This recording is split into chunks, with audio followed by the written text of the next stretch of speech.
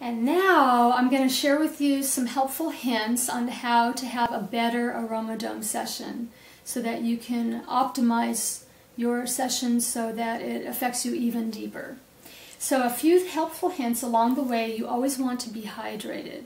And our lemon oil from Young Living is very alkaline, so you can just put 3 or 4 drops in a glass of water and kind of swish it around. And you want to drink this before you go in the Aroma to get alkaline and to get hydrated, because the body can only heal in an alkaline environment.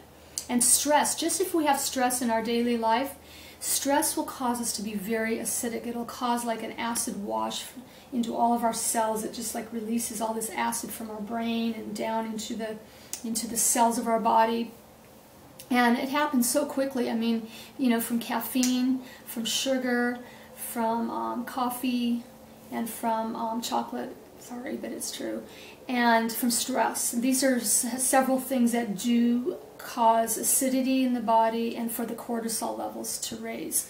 And so one of the things you can do and diffuse in the Aroma is an oil called Idaho Balsam Fir, because just inhaling this oil, it will drop cortisol levels by 30 to 40%, and this is really good.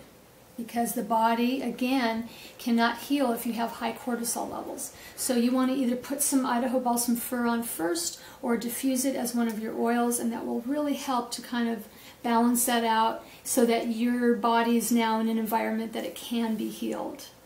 Okay, so that's one thing, 2 things I just told you now. The other thing, it's really good in the summer. If you want, you can take citrus fresh and put it in, and that will help alkaline you. And I really enjoy and put another drop of like peppermint in the water too, and it's very cooling, so if it's a hot day it'll just cool your whole body down, and that's really refreshing and good.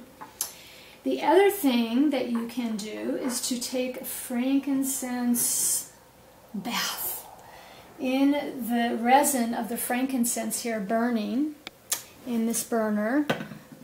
I do like to put just a tiny bit of foil in here because it keeps that whole burner from getting gunked up and kind of breaking and shutting down. I can just take that out and change it up as much as I want. So anyways, I really like to keep this frankincense going, and you can just kind of take a bath in it and just cleanse yourself and nourish yourself. I mean, it's so good for you. So that's one other thing you can do. And then I like to, when people come out of the Aroma I like to seal that session in, whatever they've done or whatever I've diffused inside. And one way you can do that is to either put white angelica oil on your shoulders and on the back of your neck and kind of fluff up your aura, and that puts a protective shield from you kind of taking on the bombardment of any negative energies out in the world, out in humanity, whatever might be happening in your life. Or what you can do is get a little glass bottle with a spritzer on top, and you can take your white angelica and just, I like to put about 25 or 30 drops because I like to make it pretty strong, and you can just fill it up with good water, and then when you come out of the Aroma and always keep the oil lids on the bottle. It's very good to do.